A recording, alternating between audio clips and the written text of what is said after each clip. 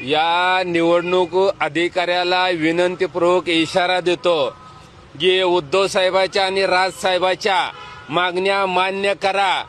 तुमचा निवडणुकीमधला जे होणारा घोळ आहे तात्काळ बंद करा।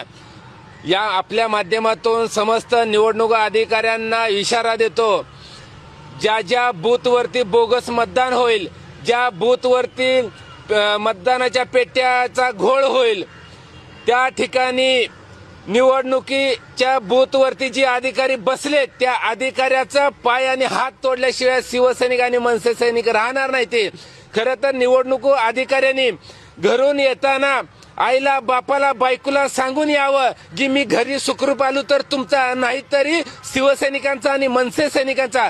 खरं तर आता लोकशाही आणि संविधान वाचवण्यासाठी आम्हाला ही पावलं उचलावं लागतील आणि ह्याला आम्ही गुन्हा म्हणणार नाही। जर ह्या असल्या